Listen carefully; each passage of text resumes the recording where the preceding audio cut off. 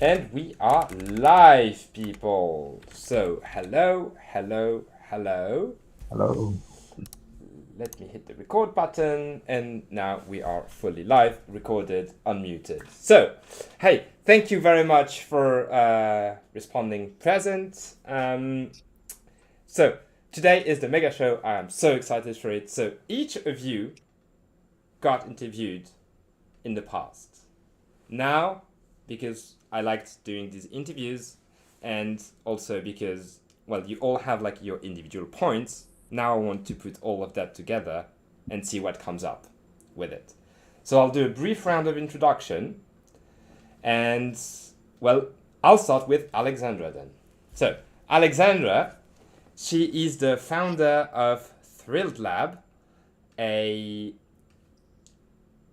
app. It's not a DApp, right? It's a Web2 app, or am I Yeah, mistaken? unfortunately, it's not a DApp. No, it's just a simple Web2 solution. So it's a Web2 solution for matching projects, investors, and all in between the spectrum. Did I get that correctly? Or maybe you want to present your product yourself. Oh, well, yeah, I would happily do so. So basically, how I usually call it, I call it like a synergy machine for Web3, really. So what Tinder did for love, I aim to do for Web3. So it won't only concern potential, talks and chats between investors, both species and angels, and projects, but also between projects, because partnerships and, B2B relations are more and more important. So the idea is to create a free app for everyone globally so that everyone has fair chances to access the market. And then the best ideas will win. That's the simple idea. Awesome. Thank you very much. And now I'm going to go to the left on my screen, which is Vittorio. So Vittorio is an ex-Forex trader and CEO of Coinfolio. And if I remember correctly, you're basically applying financial knowledge and research into portfolio management into the new asset class that we call crypto. But again, if you want to present your product yourself, No, that's right. That's right. So I have a traditional financial background, having worked for a decade, more or less for institutional banks. And it's a fact that around 70 to 80%, it's a study from the BIS, the Bank of International Settlements, that people who do trade cryptocurrency, 80% of them lose money. So that is quite a lot. And we do have some techniques which are quite sophisticated, but we don't want to overload the retail investor with that. So we want to bring out a robo advisor, which is a solution. It's an easy solution where with the support of financial engineering, we help them to build wealth for the long term. Yeah. Awesome. Thank you very much. And now I'm going to go to David. And so, David, with Colin, it's perfect. Like on the stream, you're on the same level. So they both work together for the same crypto project, which is Gothies, or Bazinga Game, which is the parent company of Gothies.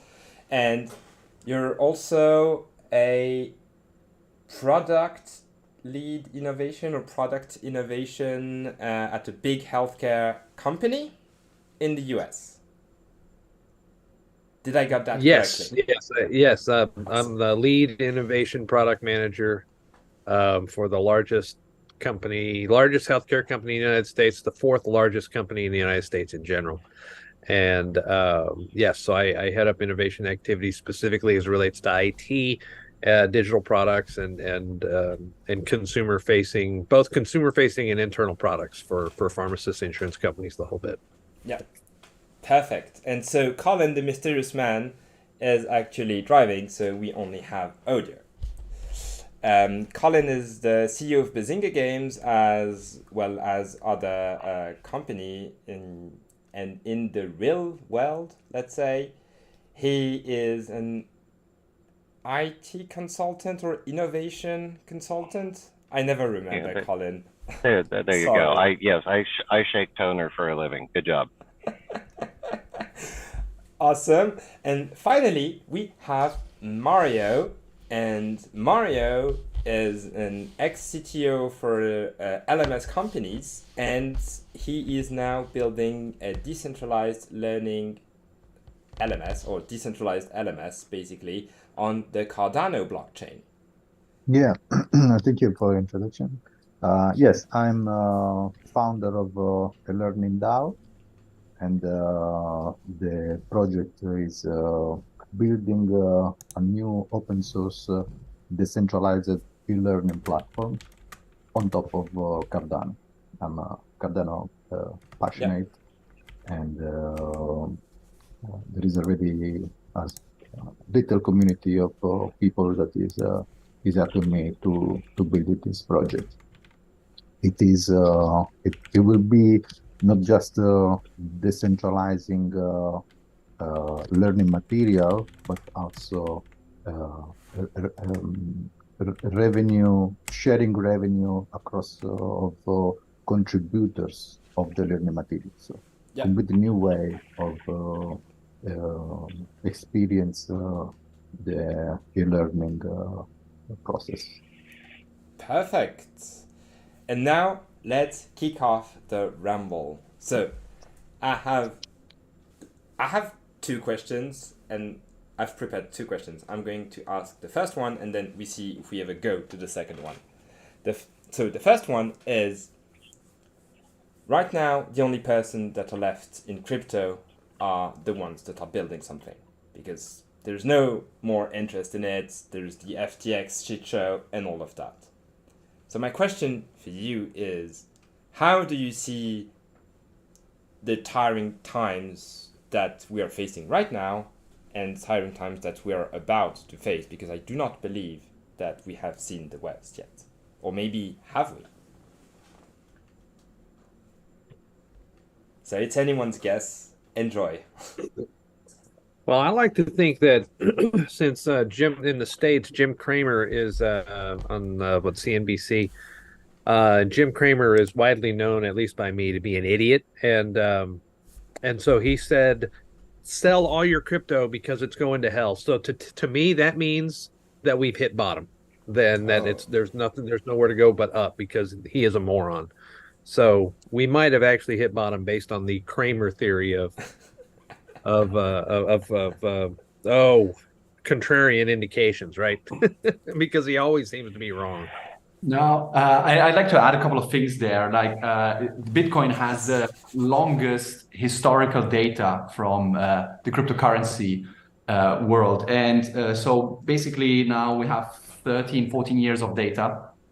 In that time, it went down by 80%, 6 times. Yeah. So now this is the 6th time it's going down by 80%. The asset, if we can call it an asset, Bitcoin, has a volatility of 80%. This means a move of 80% is considered normal. Yeah. So when we take like the S&P 500, which is like the biggest capitalization stocks in the US, it has a volatility of 20-30%.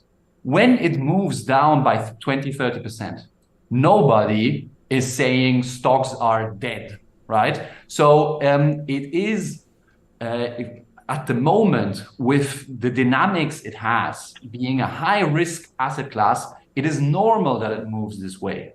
Of course, when we reach now the 70-80% drawdowns, which we are right now, people are, as you just said, right? Like with Jim Cramer, people tend to dismiss the asset class.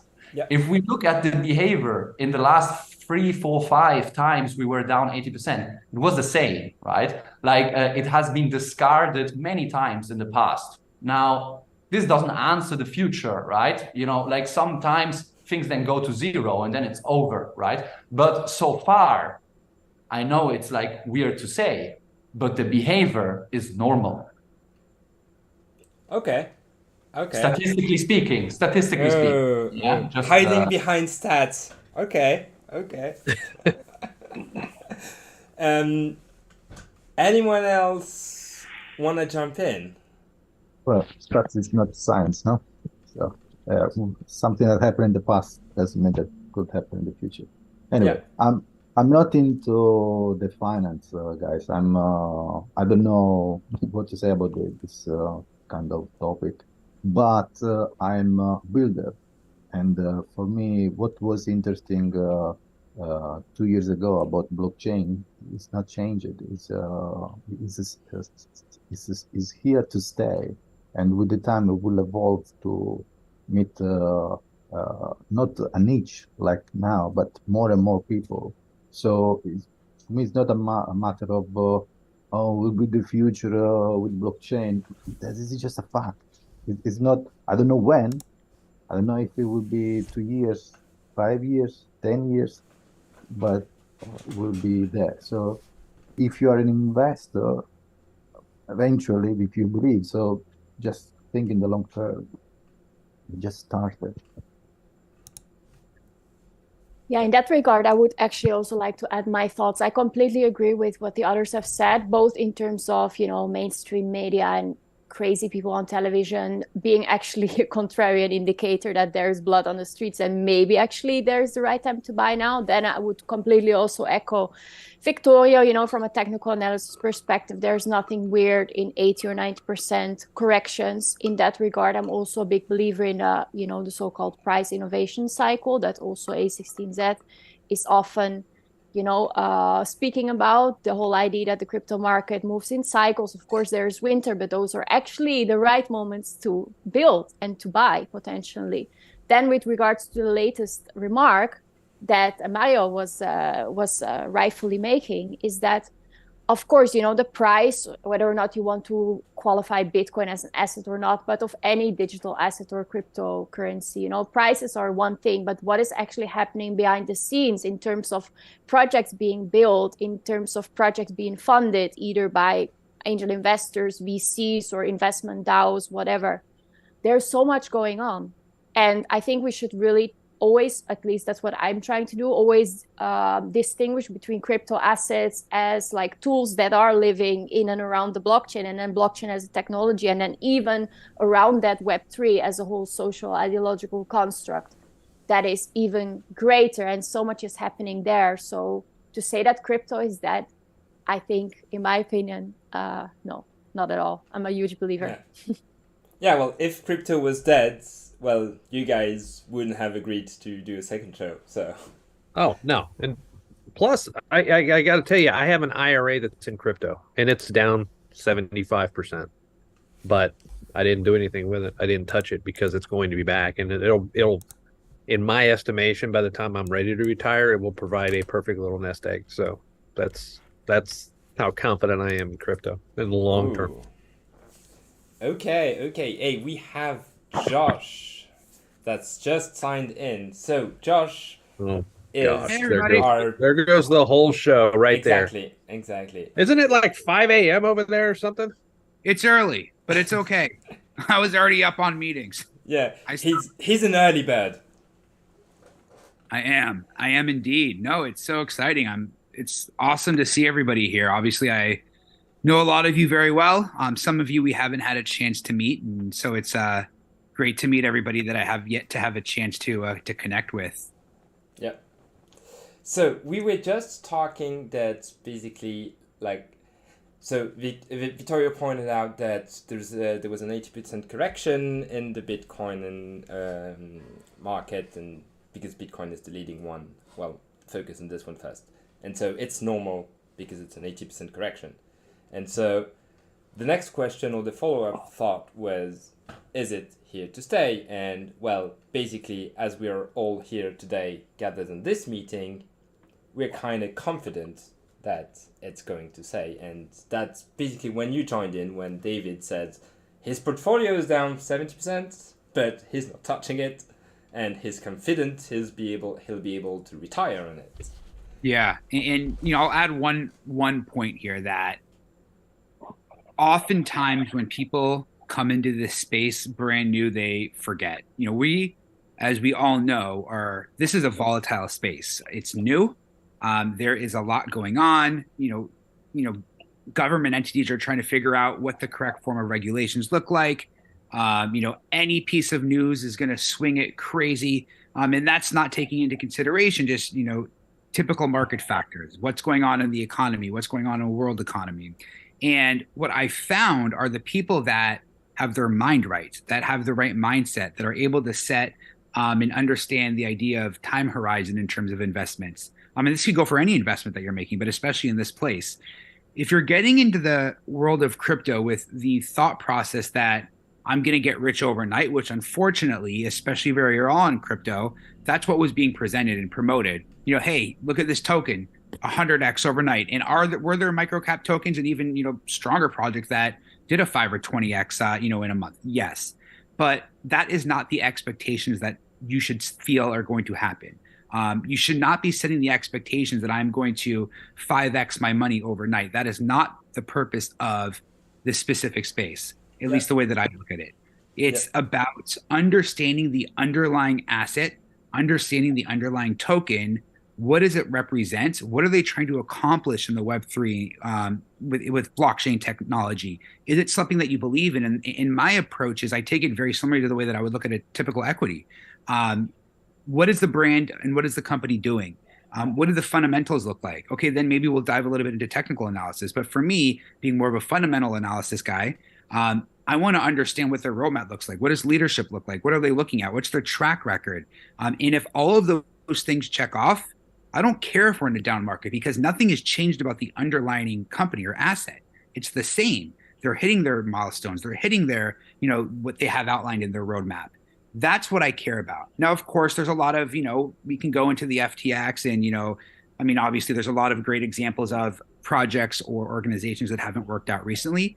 That I think is a byproduct of the space we're in. Anytime there's an emerging market, it's, again, we can go back to the kind of the .com, the vast majority or a large percentage of companies, of projects will not be here in 10 years. And that's okay. That's what this entire space is meant to be. It's meant to be innovation. It's meant to be, how do we take this incredible technology, the blockchain, decentralized finance, which is 100% here to stay, and apply it in real world.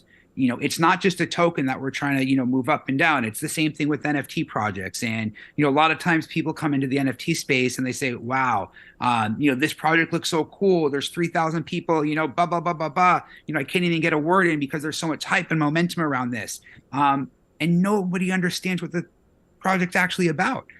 They're going into it simply for the idea that, oh, I'm going to be able to sell this for double my amount of money a week from now. That is not the right mentality to go into a project, even if you're flipping, which there's nothing wrong with that. If that's your mentality, you like to swing train equities, again, that's fine, but still understand what you're getting yourself into. Understand the team. Are they doxed? Are they not doxed? What are their backgrounds? Do they have a track record of success? What are they actually trying to build? Are they keeping the promises that they've outlined? And so while not going into any specific projects or tokens in general or specifically, these are the types of things that I personally spend most of my time looking at when I'm looking to invest in a project, when I'm looking into a token. I don't care what type of token it is, because that's what I know down the line that I'm going to feel confident is going to do well, once we get to the bull run and once, things start to stabilize. It is incredibly important. And, I'll kind of come back to my original point.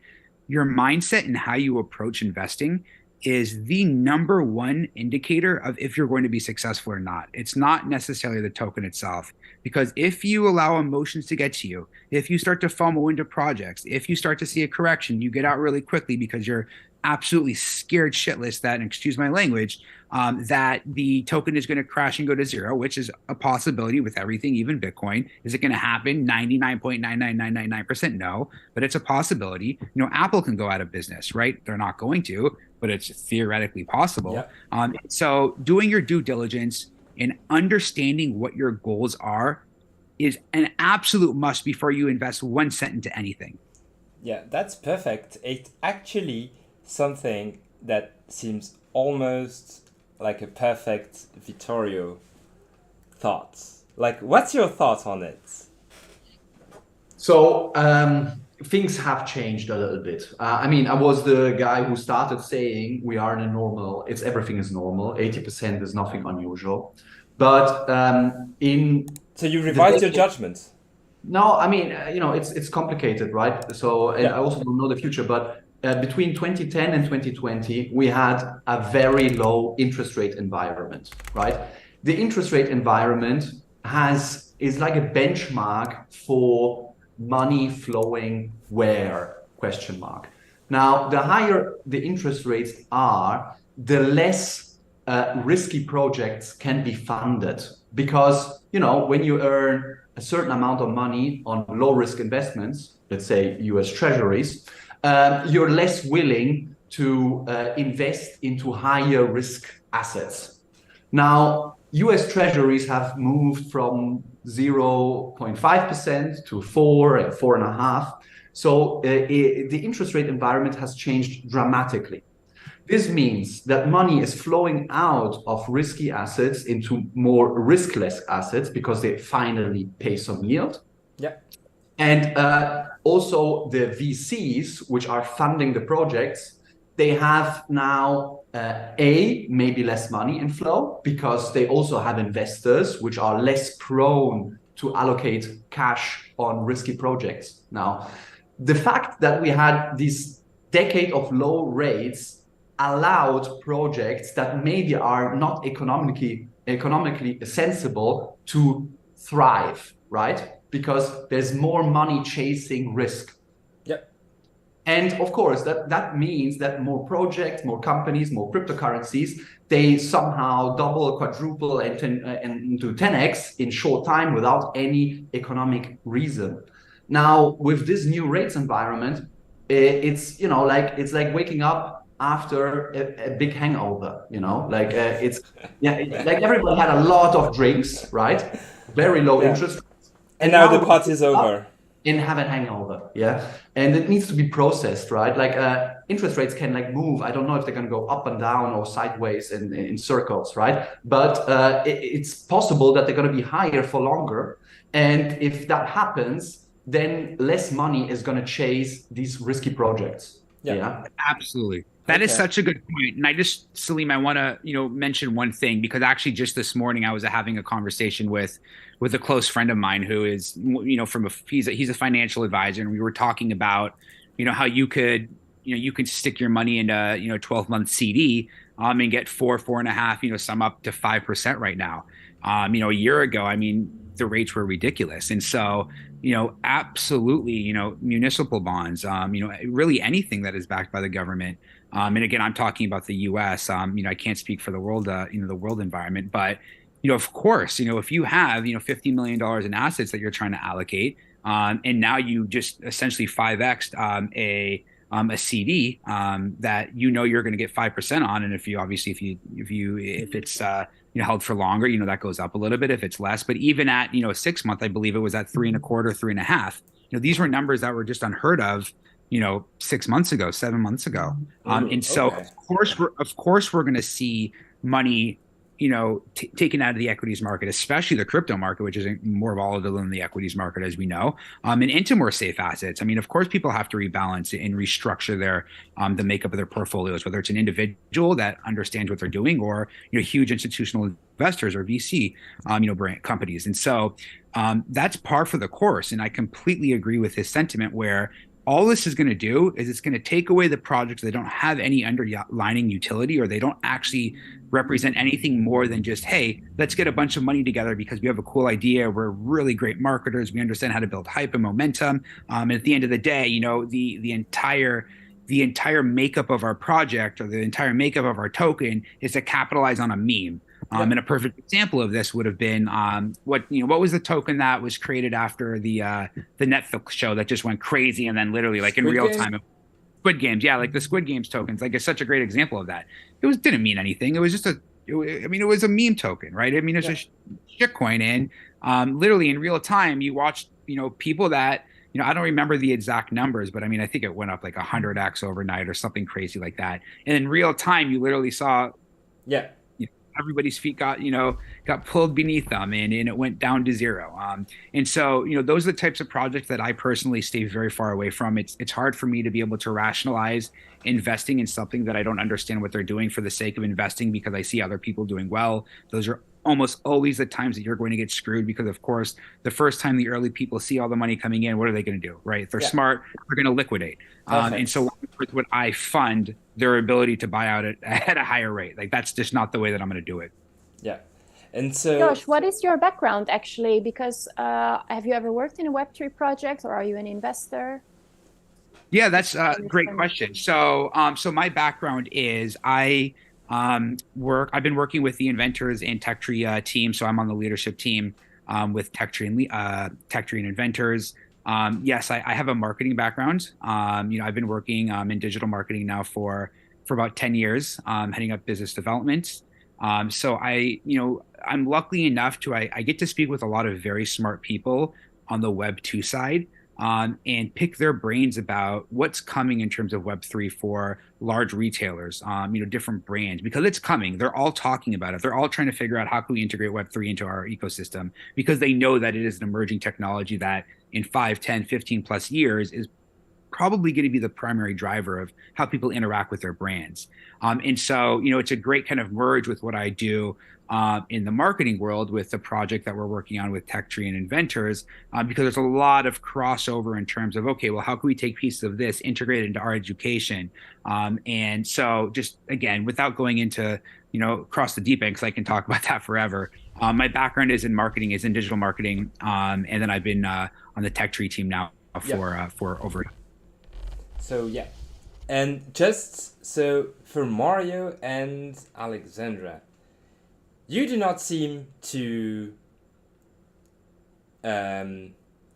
drink the Kool-Aid or be that into finance. And so what do you guys make of Vittorio's comment? Like, does it... So, okay, it affects you up to a point because, well, at the end of the day, we all use money to put food on the table.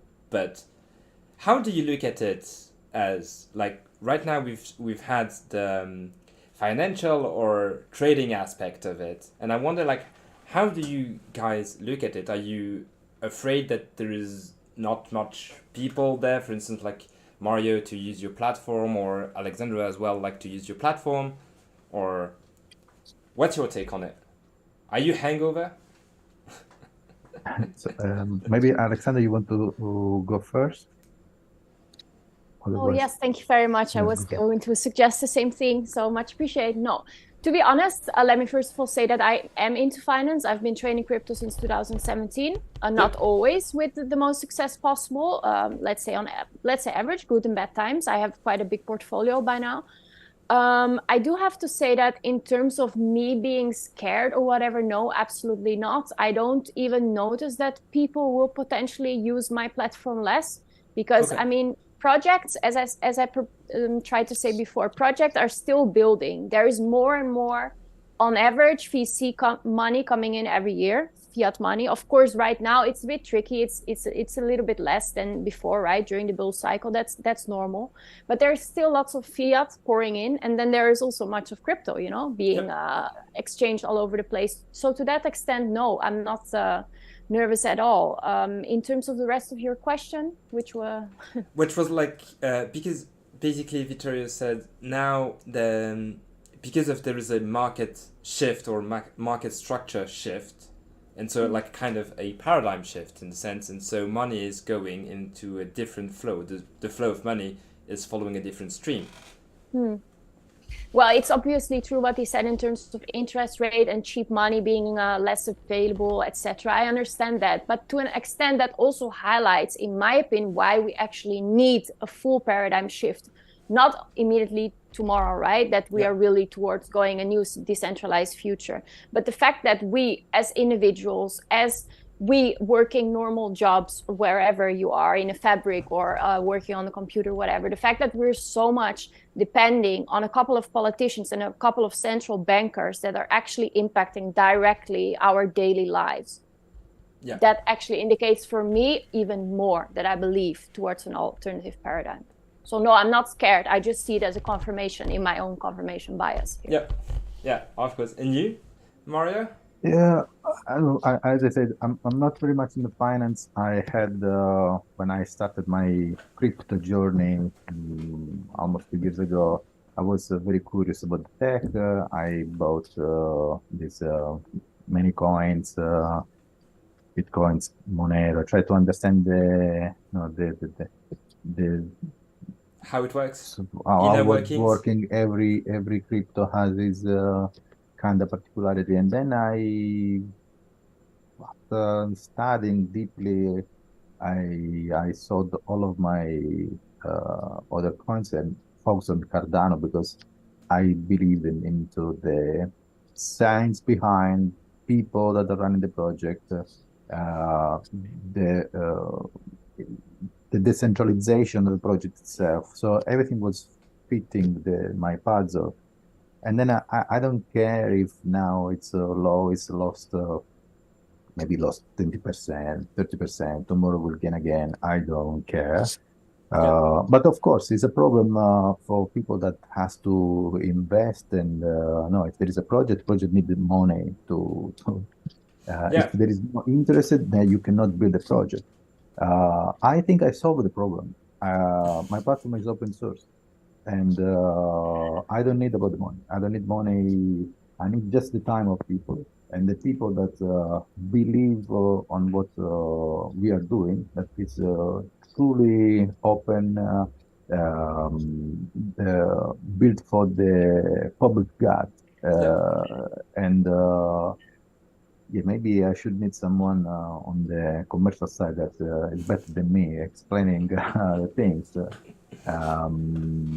But Yeah, but so yes, because that's the so that's kind of one of the things that I want to do with the show is to kind of break that stereotype that crypto is all about trading or pure dev and that's it. And so the reason why I want to break that stereotype is because I feel this is one of the great barriers that refrain people from joining the space is it's a technical subject because yes, it's state-of-the-art technology, so they are afraid of that because, well, technology scares people. And then also there's like the finance aspect of it where oh, but I have to enter with capital or it's all about the chart. And so for you, Mario, for instance, to me, it seems that it translates into as people are getting more fearful of entering any blockchain or interacting with any blockchain because they've seen the blood on the street, you get less users, for instance, for your platform. oh no, I don't think so. So my platform is not for investors. No, it's for the final user. Who is the final user? Learner and content creator. There's no token that you buy today and tomorrow you sell. There's no ape NFT that fancy, nice to print, or again, proof of ownership that tomorrow you can sell. So it's not this gaming. It's just we use the technology, the blockchain technology, to build something, to build a product that was impossible to build with the Web2 technology. So it's just something that could not happen without. So yes, maybe there are less people interested in the crypto if the next years nobody will invest because I don't know, scary stuff. Yeah, but if you use the tech, the blockchain tech to build product, you don't even talk about the blockchain. So now if you use Gmail, are you talking about SMT protocol, EMAP? What? You don't care about. You don't know even what it is. I had to fight with these things years ago. Now, not anymore. It's everything cloud, using the API. So the most important thing of Bitcoin in the end was the blockchain, was the technology, not the coin itself. So can I drive your conversation into the ditch? Go for it. So go for it, and then it's going to be Alexandra because she had raised her hand. So gentlemen, you are not polite. And she raised hands. So go ahead, fuck it, Colin. I'm going on mute. There you go. Nope, I'm off. Oh, wow. No, please, Colin, go ahead. Colin. No, he's No, you raised your hand. Screw it, I'm out. Go ahead. Colin's on deck. Are you still in the car, Colin, or can we finally see your face? Hello.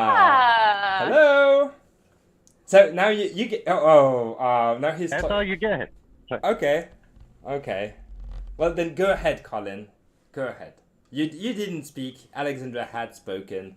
So you go ahead, and then it's going to be Alexandra, and then David is going to be third. Okay. Did you lost what you were saying? No, I'm trying to be thoughtful about this. So look.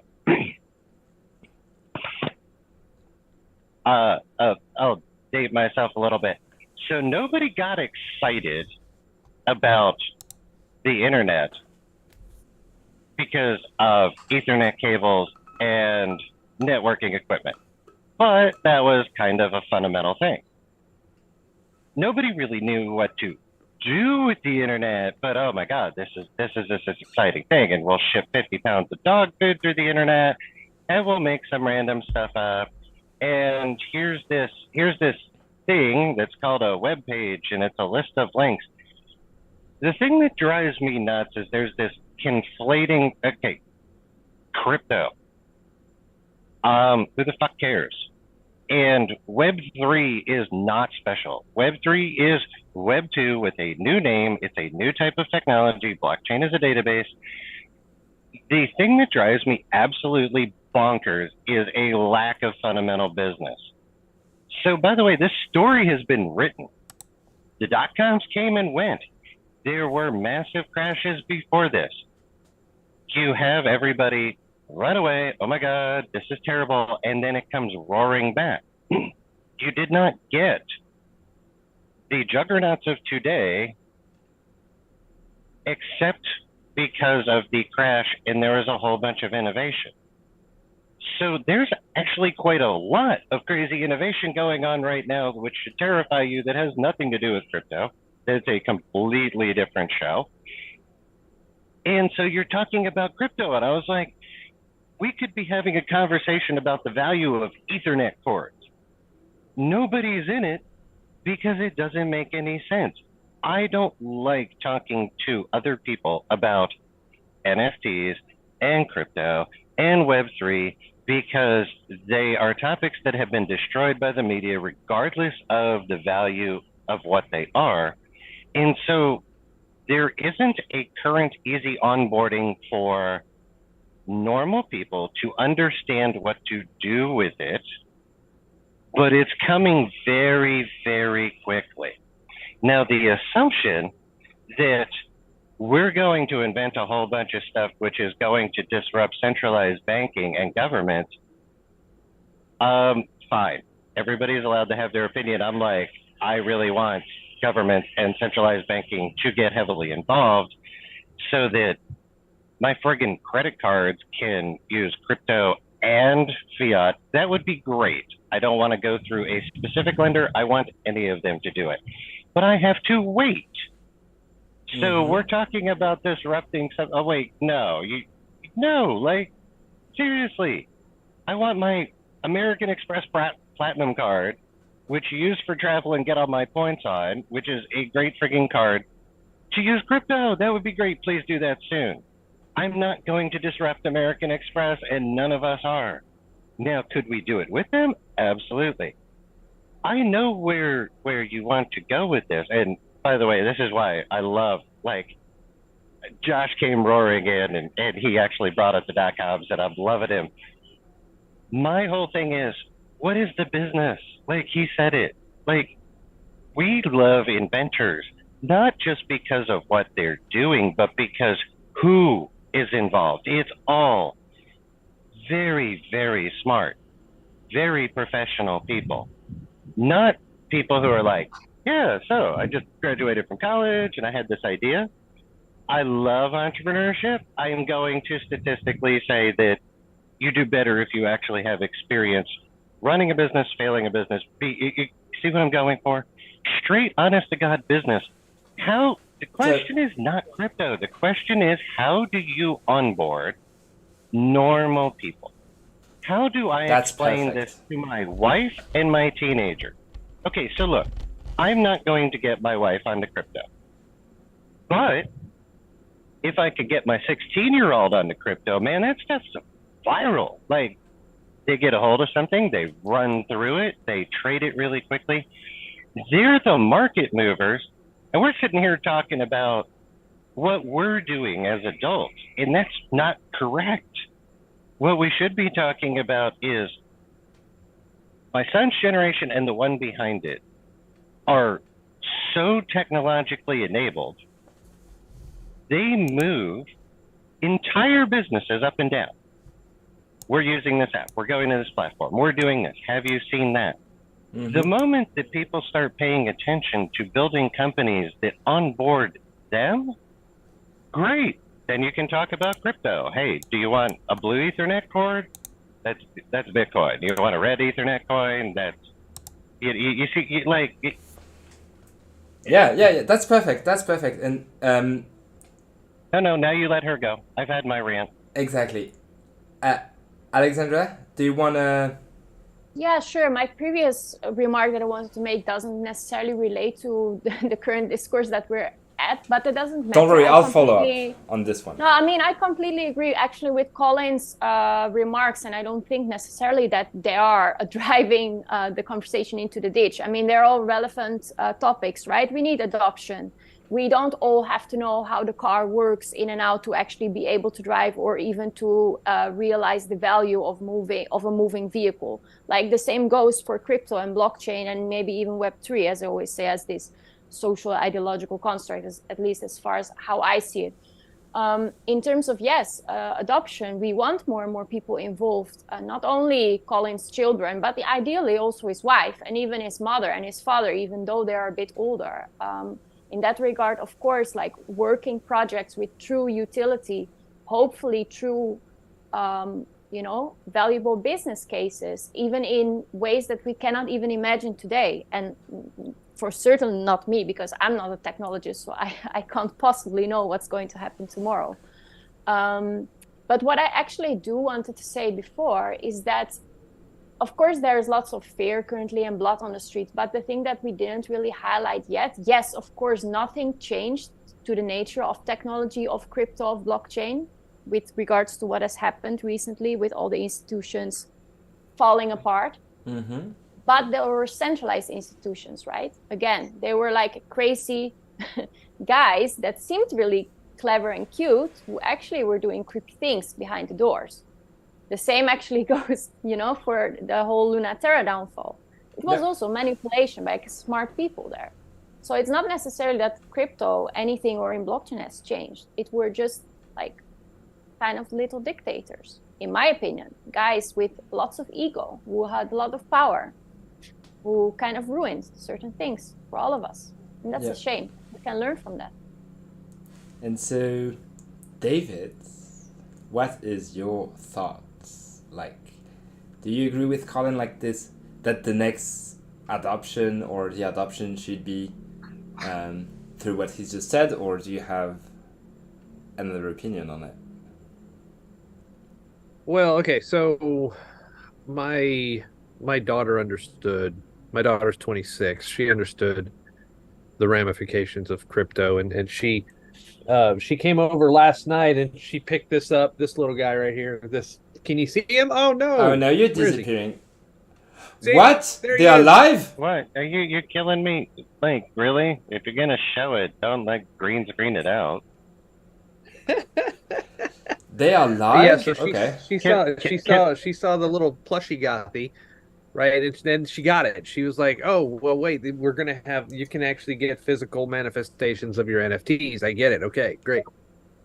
I think that's where Colin and I are taking this thing next, right? Is is Bazinga's entering the world of physical gaming.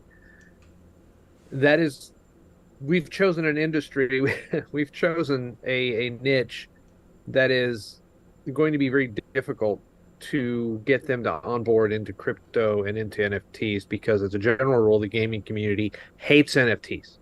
Okay, yeah. They don't understand them. They absolutely despise them, and it's because gamers are set in their ways. D&D gamers, role-playing gamers, board gamers, they don't grasp the concept of why they would need it. And they're not yet open to the idea of playing with Dungeons and Dragons characters or items that could be actually purchased for play.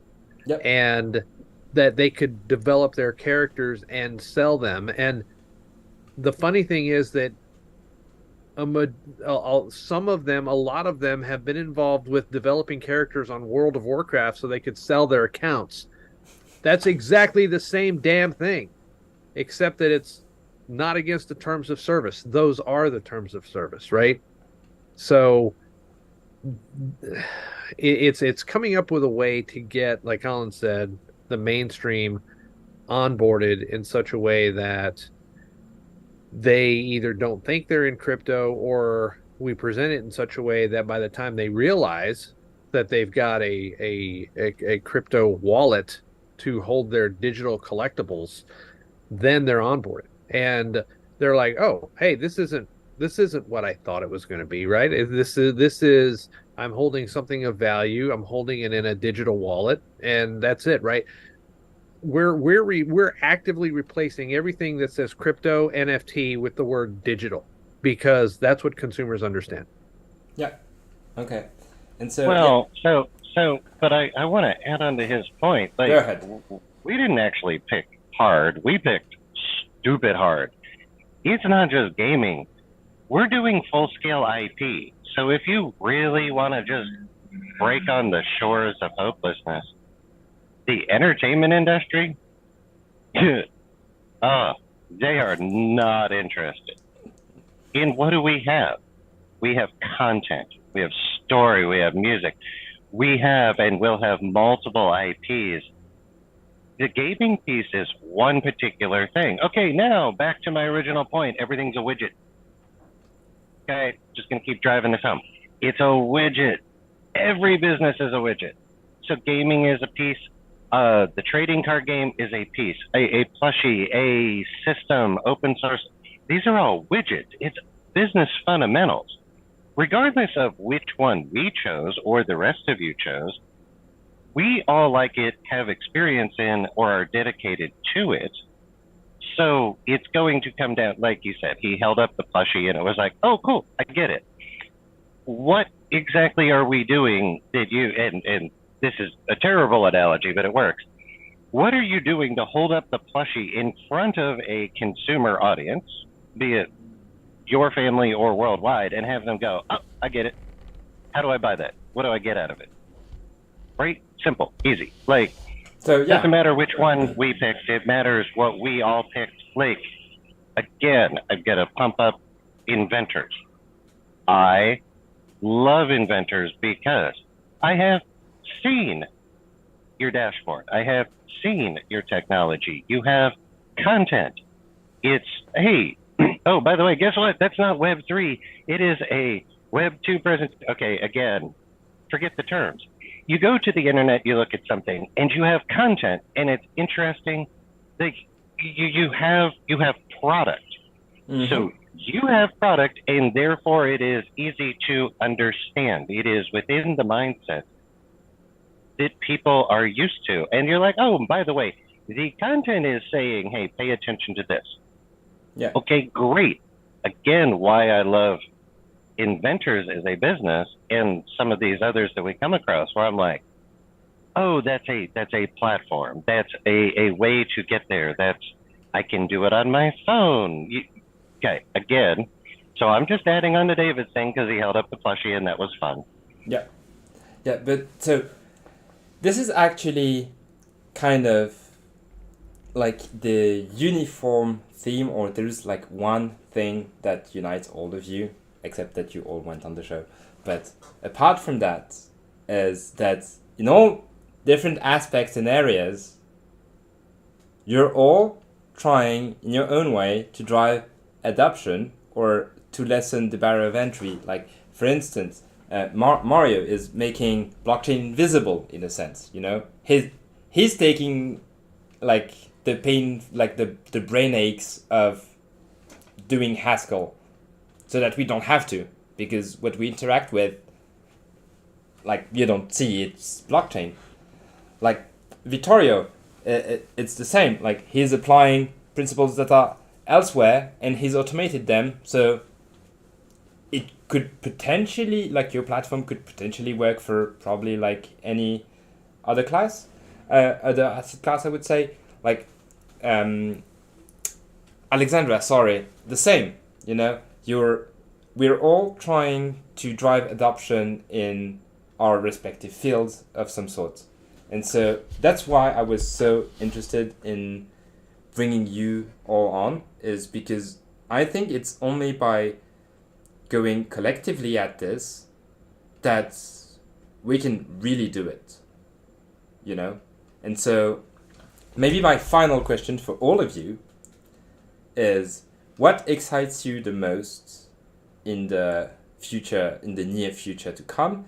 And also, what was the hardest lesson of 2022 for you? David. So David, I saw your face. You're going up first. Yeah, I was like exploding in my head because there have been so many lessons come out of 2022. Well, if there's so many, just pick one. Well, that's the thing, right? For me, there was, from a crypto standpoint, I have been fortunate enough not to have been victimized because I'm very careful with what I do online. But I have seen several people who have lost quite a bit just because of, you know, not paying attention and clicking something that they shouldn't have. And I mean, that's how I met Colin in 2021. It was, he had 39 windows open and chose the wrong one to click something on, right? Thanks so much for that. No problem. Right. I mean, we're not immune from it. I mean, I've seen, you know, there are project creators everywhere that have gotten themselves stiffed. I mean, and, you know, you've got FTX, and basically the number one lesson coming out of 2022 is to absolutely trust no one and to rely on your own personal abilities and to keep a good, solid security foundation around what you do on the blockchain and redundancies and the whole bit, right? Yeah. So I mean, from a crypto NFT standpoint, that was probably the biggest thing that really kind of just kept over and over and over and over. You know, personal wise, I've had a bunch of other things that, you know, that I've had to learn and deal with from a health related standpoint. That's, you know, but yeah, there you go. That's the big thing. That's your hard lesson. That's the lesson of 2022. That's the lesson, right? Self-custody. So the first part of your question was, what are you most excited about, right? Yeah. And I'm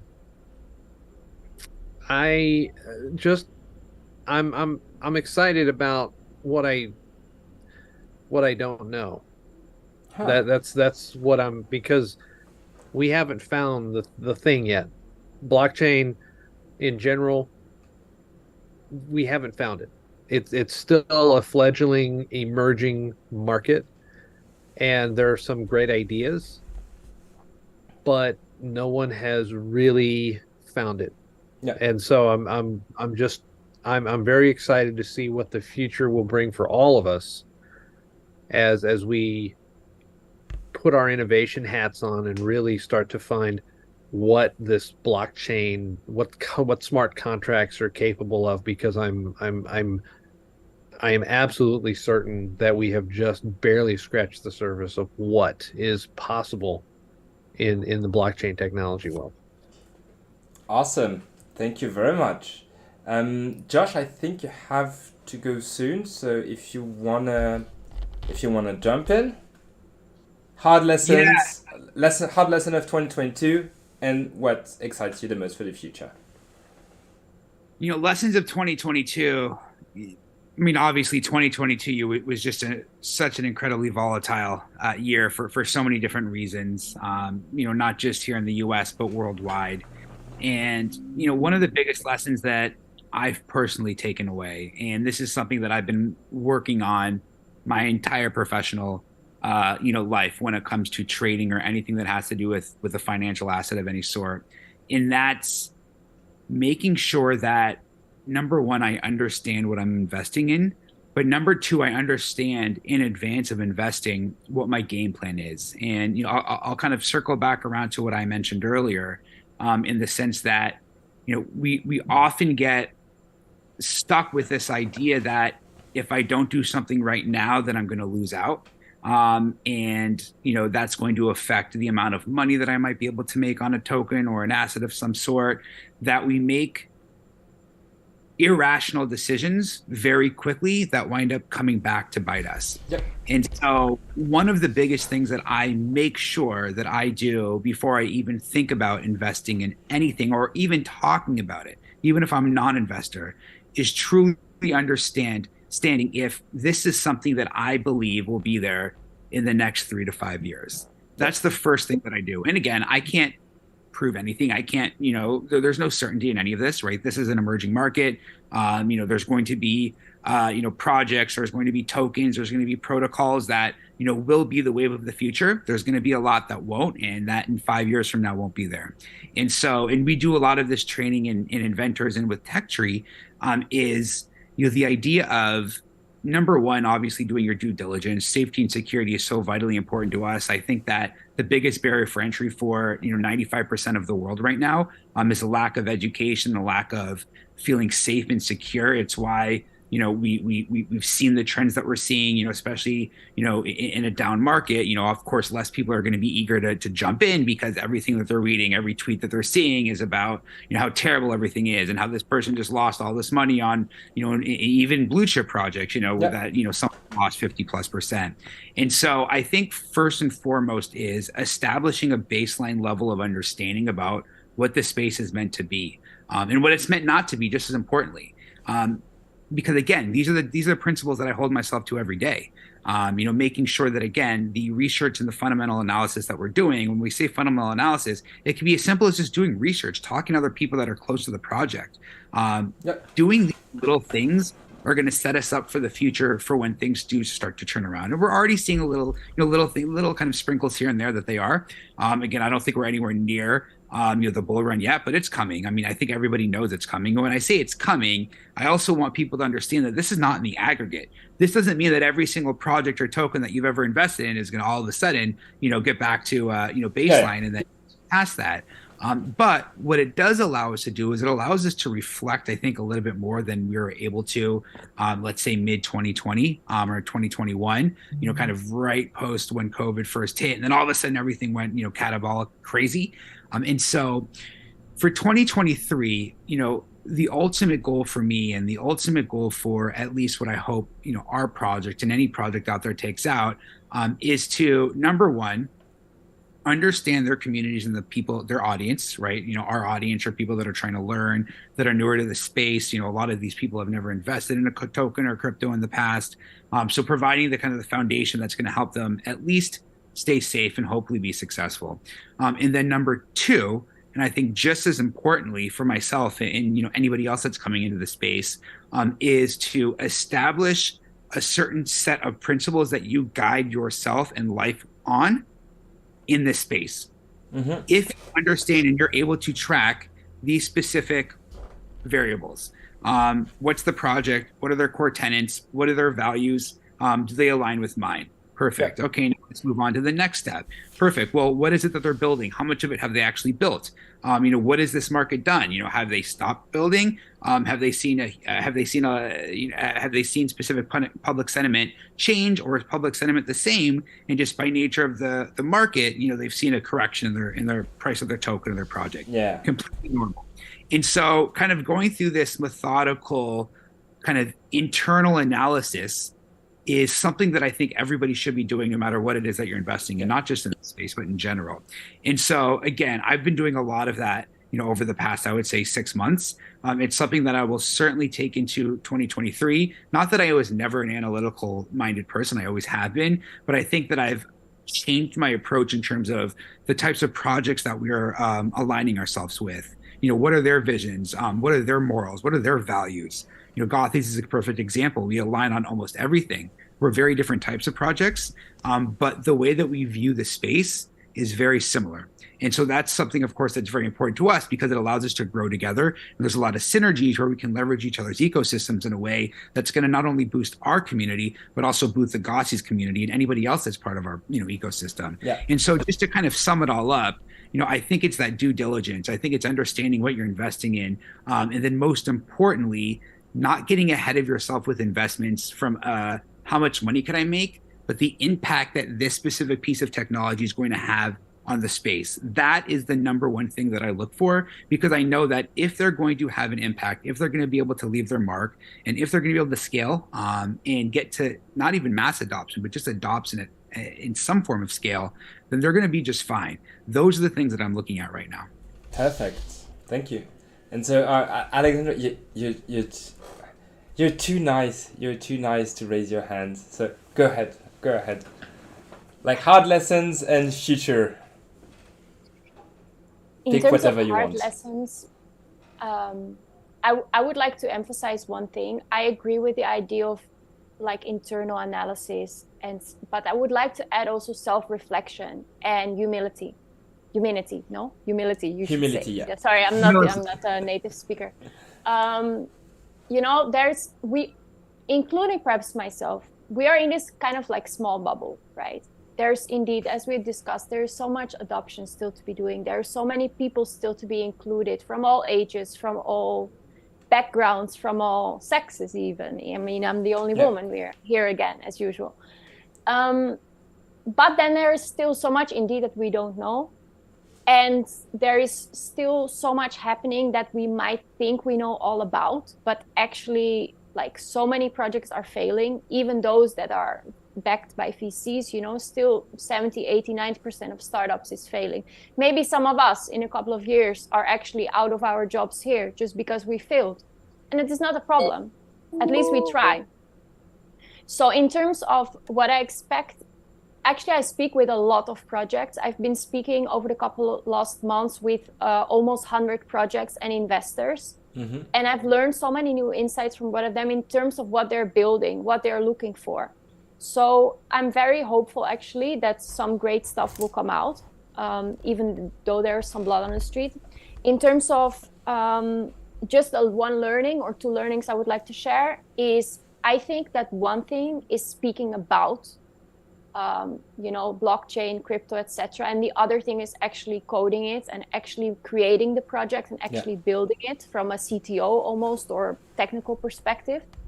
In that regard, I don't take myself too seriously. I can think to know a lot about it, but I probably don't. And I acknowledge that, and that's fine. And the second thing I would like to say is that I do think that a lot can happen to individuals in 1 year. 1 year ago, I started to work at a blockchain infrastructure company, and today I'm leading my own startup, actually raising funds by myself in 1 year. Yeah. So lots can actually happen, and that's also what I want to say to potential other people watching that are thinking to consider joining the sector. Now is the right moment. Don't be scared. Just give it a try. If I can do it, if you guys can do it, we all can. Awesome.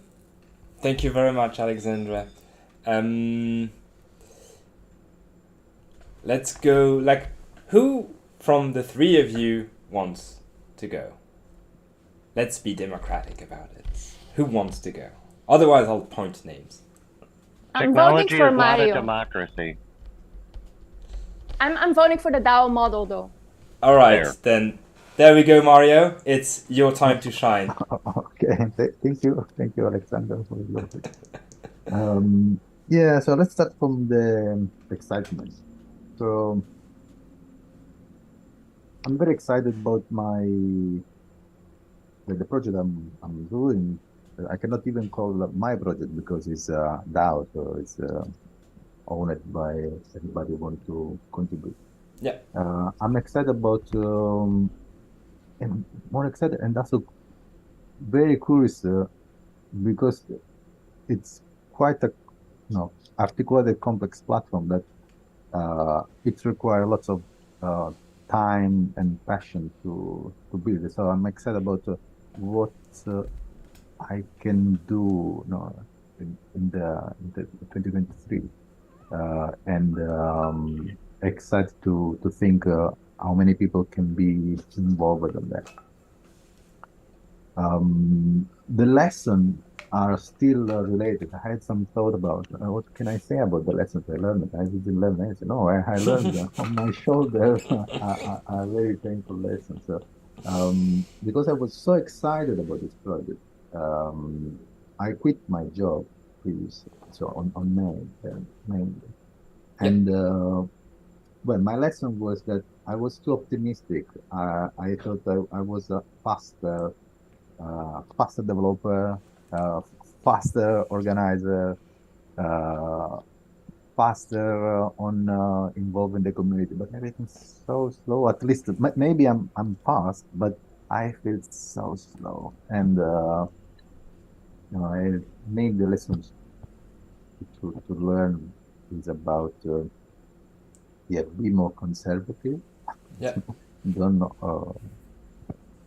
Maybe when I was young, I was faster. Now I'm getting old and I'm not faster anymore. Who knows? So there's some parameter that I have to tune. Yeah, that's it. Ok, grazie mille, signor. Prego. Allora, l'altro signor?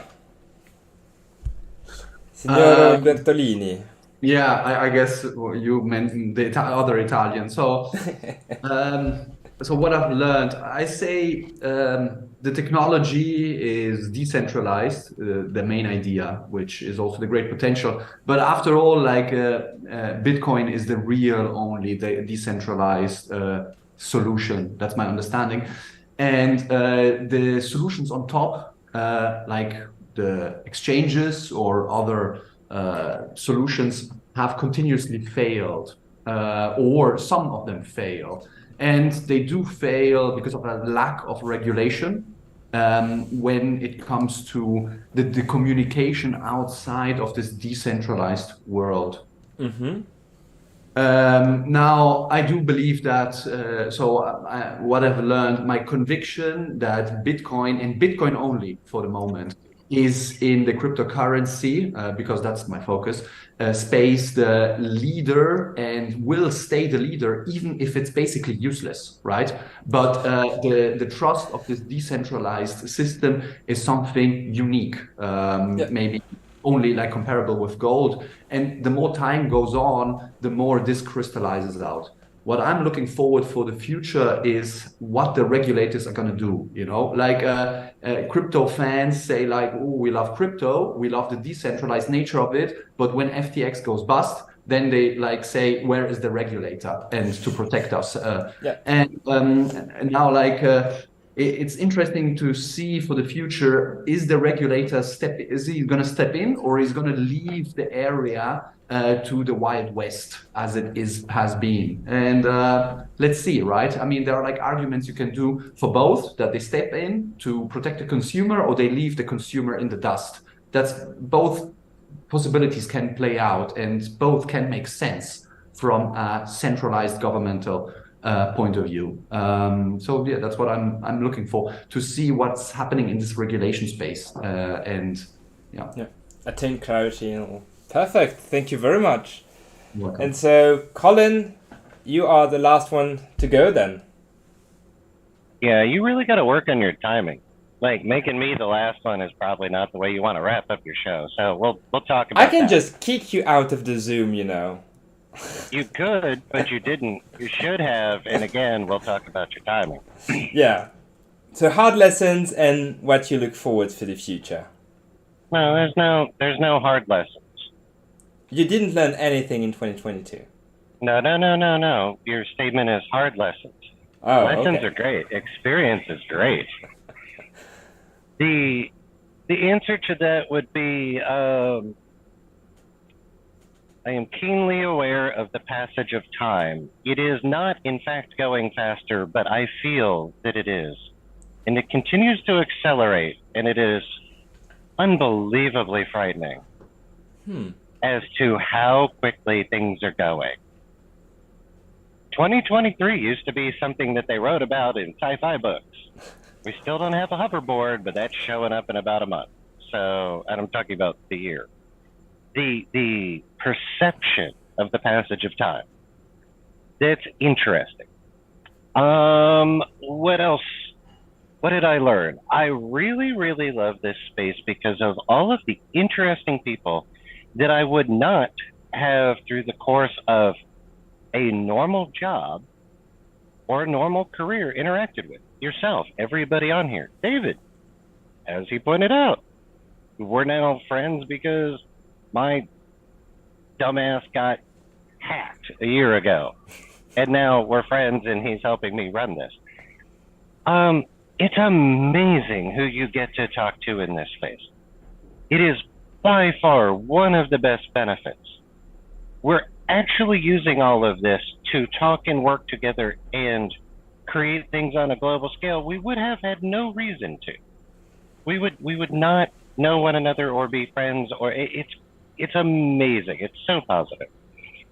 So, looking forward to, completely and utterly selfishly, it's not an if, it's a when. To see the physical thing come to life. And to be very specific, I am dying to see Gothies as a show come out and everybody's like, oh, you weren't kidding. And it's like, because I know who it is that we're working with. I know what's going to happen. Like, I can't wait to sit down and just watch that, because not that it is Maurice's invention, which is insane by itself. It is the imagination that it will spark in kids. Mm-hmm. Then you have the game that David has developed, which we are going to in fact produce. I can't wait to have it in hand. I am going to run around and get it on shelves to take a picture and say, look, we did that, right? To create something. Now, what does this have to do with your topic? Okay, I'm back to crypto, NFT. Okay. All of that will follow after you create something that other people can easily understand, consume, and want to participate in. Again, just driving home the fundamentals of business. I'm excited about creating something that people, it sparks their imagination. They hug a plushie, they play a game, they see a show. Yeah, okay, we picked a hard one, but it's no harder than any of the stuff that everybody here is doing. So there's the excitement. Yeah. There you go. That was fun. Okay. Thank you very much. Thank you, all of you. Thank you, Dragoon in specific. I saw you. I just didn't want to interrupt them. But so thank you very much. This was a lovely show. And so we are bidding the chat bye-bye.